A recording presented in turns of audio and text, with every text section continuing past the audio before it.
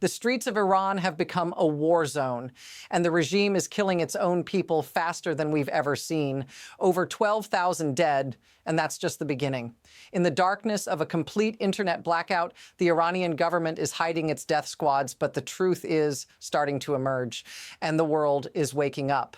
But why is the regime willing to go to such extreme lengths to hold on to power? What's really happening behind the scenes, and why should this matter to you? Stick around, because this story is about to take a shocking turn that no one is expecting.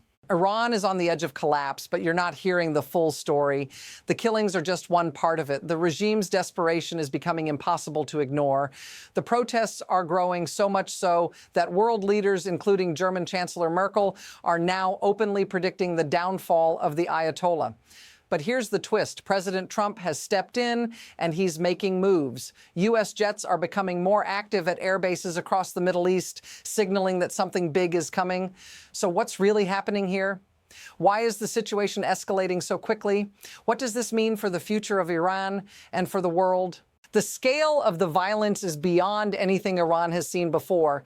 According to sources coming out of the country, at least 12,000 people have been killed in what's now the largest massacre in Iranian history. And this isn't some isolated incident. It's part of a larger, chilling strategy. Doctors who've risked their lives to speak out are revealing the horrific reality. During the nights of January 8th and 9th, the situation shifted dramatically. What started as rubber bullets quickly turned into military-grade assaults. One doctor described the injuries as war wounds. It's clear this isn't about controlling protests anymore. It's about erasing an entire generation of resistance. But here's the part no one is talking about. The regime itself is admitting to the deaths. On state TV, they reported 2,000 killed. But when a regime as secretive as this admits to anything, the real numbers are almost certainly much worse. So why admit anything at all? As the bloodshed intensifies, the regime is digging in its heels. On the surface, it looks like a crackdown, but dig deeper and you see something much darker, a pattern of desperation. Just look at how the violence is escalating. In one of the most shocking developments, the Iranian government has now turned to death squads to control the streets. Revolutionary guards with military-grade weapons are taking over where the police left off. This isn't just about quelling protests anymore, it's about survival. The Ayatollah is so afraid of losing power that he's unleashing full military force on his own people. And this is where it gets even crazier. This has become so normalized that it's almost like the world is numb to it. In fact, it's worse than the Tiananmen Square massacre in 1989. Yet the international community still hasn't fully acted. Why? It's not just the scale of the violence that's shocking, it's the contradictions that are unfolding in front of our eyes. On one hand, the Iranian regime is publicly acknowledging some of the deaths, admitting to 2,000 casualties. But on the other, the true extent of the brutality is being hidden by a complete internet blackout. The regime's narrative is falling apart. We're hearing from insiders that this massacre was not only planned, but ordered directly by the highest levels of the government. The Supreme National Security Council and the Presidential Office are documented as approving this bloodshed. And here's where it gets chilling. If this ever reaches the International Criminal Court, the paper trail is already there. So what's the real reason behind this violence? Why are the people who could stop it choosing to stay silent? The situation is spiraling out of control. In just a few short days, things have gone from bad to worse. We're not just talking about sporadic violence anymore. The government has sent in elite death squads, over 8,000 members of the IRGC, on direct orders to shoot on sight. And it's working. The death toll has risen dramatically, and the world is starting to take notice. But here's the problem. It's not just the regime making moves. Protesters aren't backing down either. They're growing in numbers, even as the regime pulls out all the stops to crush them. And what's the result? More deaths, more arrests, more disappearances. The stakes are rising every hour, and the real question is, what happens if this continues?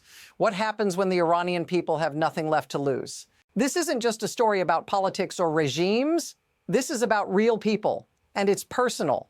Imagine you're one of those protesters in Iran. You're standing on the front lines, knowing you're facing death squads with military-grade weapons, yet you continue to fight because the alternative is a lifetime under a regime that's willing to kill its own people just to hold on to power. These protests aren't just about anger, they're about survival. And here's the gut-wrenching reality. People are losing their lives for simply demanding a better future. The government has gone so far as to ban funerals for those who've been killed in the protests. Why?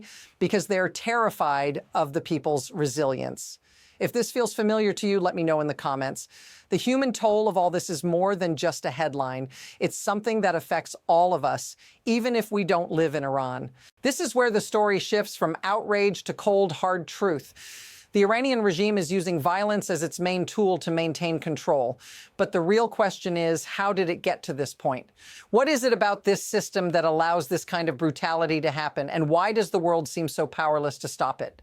The answer lies in the mechanisms of power. The regime has perfected the art of leverage, using fear, manipulation, and force to keep its grip on power. It's a spectacle, a show for both domestic and international audiences, designed to keep people in line. But here's the unsettling part. This system has been built in such a way that it survives through its own cruelty. And every time it crosses a line, it only digs itself deeper into a hole it may never be able to escape. The real tragedy? The system is designed to keep people trapped without a way out. So, what comes next? There are two paths ahead for Iran, and neither one is certain. On one hand, the regime could continue down this path of escalating violence, digging in deeper, but at what cost? The longer they resist, the more they risk losing everything. On the other hand, the pressure from both the people and the international community could eventually tip the scales, forcing the regime to collapse. But will that be enough to bring real change, or just a shift from one brutal power to another? The future of Iran hangs in the balance, but it's clear that things are moving fast. Every day the situation intensifies, and soon the next move will be made. But the real question is, will the people be able to take control before the regime does even more damage? The truth is, this is far from over.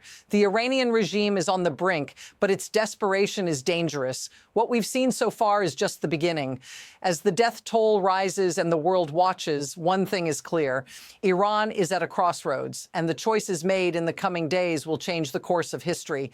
The bigger question remains, will the people prevail, or will the regime continue its grip on power no matter the cost?